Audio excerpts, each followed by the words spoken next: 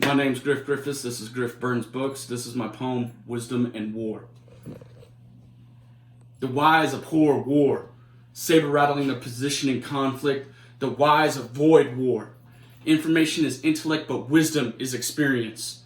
The wise always settle the score. History forgets the wise, but remembers the war. Never forget heroes of conflict. Virtue signaling their glory and fame, mocking those who can't remember a name, mocking those with a damaged brain. The wise like to shame the brave, who can't avoid war, but abhor it the same. The brave never know the score, but settle it the same. The brave charge like the light brigade. The wise avoid war, virtue signaling for older glory and fame. The wise abhor the brave. Thank you for watching. That's my poem, Wisdom and War. I read it last week on Griff Burns Books. This is a Moonbeam production. What's up? And today we're going to review a book. This is the Peter Norman story. So I'm a lot happier with how I read that poetry to you, and I'm really happy with this story. This is an amazing story of an amazing individual here. He's kind of been labeled as like a silent hero or a quiet hero. I think that's a little bit misunderstood, but let's dive into this book, and I can tell you, just firsthand, this book is very well written. So Andrew Webster helped write this book with Peter Norman's son, and it could be it could go into a lot of different areas, and it's very simple read, very easy read. It was a very quick, breezy, easy read. I was actually challenged by a friend of mine to read this book, and I love that when I'm challenged to read books. So if you got any book challenges you want me to read, let me know. But this one, very good read, very easy read. It's about this man right here, who is Peter Norman, and his life story. You can see here, the book has a visual impact because this is the protest by the OPHR during the 1968 Mexico City Olympics, and this is some civil rights activism that's going on here, which is amazing. So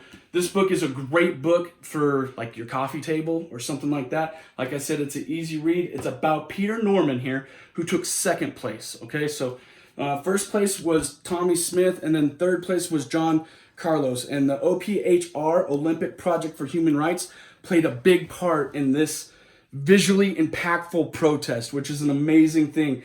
But also, Peter Norman played a very big part in this protest, and it was a great read. I loved reading this book. I learned a lot from it, and like I said, it's an easy, quick read. Andrew Webster did a great job. It has a visual impact. Just to show you guys, look at the book. It has a visual impact. And then also there's some quotes in here and some pictures I really, really love.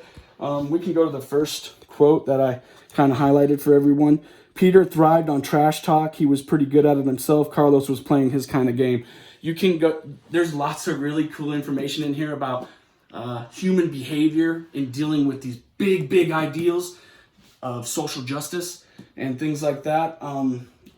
I think that the misunderstanding from Peter's story comes just with some narrative that other people might not want to pay attention to. Like I said, there's a lot of good pictures in this book, which always makes it fun for me to read. But one I think is really telling about Peter Norman here is his tracksuit. He wore this tracksuit, and on the back of it was Jesus Saves. I think that's very telling of Peter's story.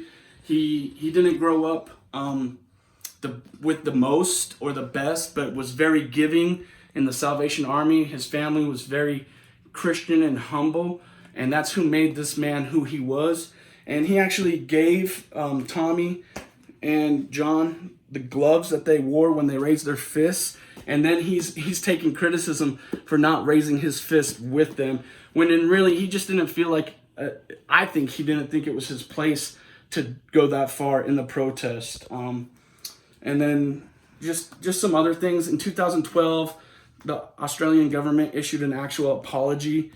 He's not a silent hero. Peter Norman's not a silent hero as much as he was a forgotten hero.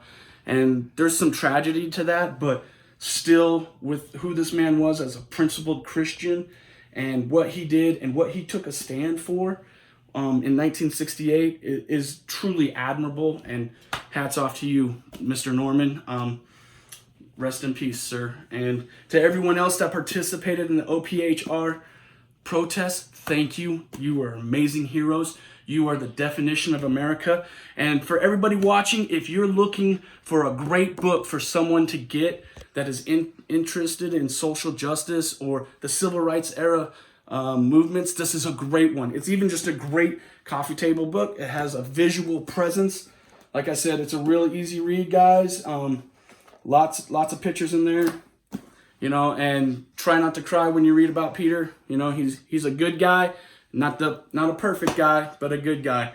So yeah, this is a great book, the Peter Norman story. Go pick it up, read it, learn from it, grow from it. Thanks again for watching. This is a Moonbeam production, so follow, like, comment us here. We love all the feedback.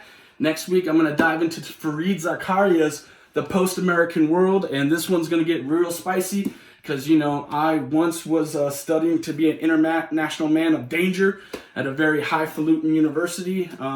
So I thought I was going to get a job in the State Department. So I read this book in college, and it's a very good book. It's a really, really good book. Don't let the title throw you off there. I'll review it next week for you guys. Thanks again. Like, comment, share. This is Griff Burns Books, Moonbeam Production.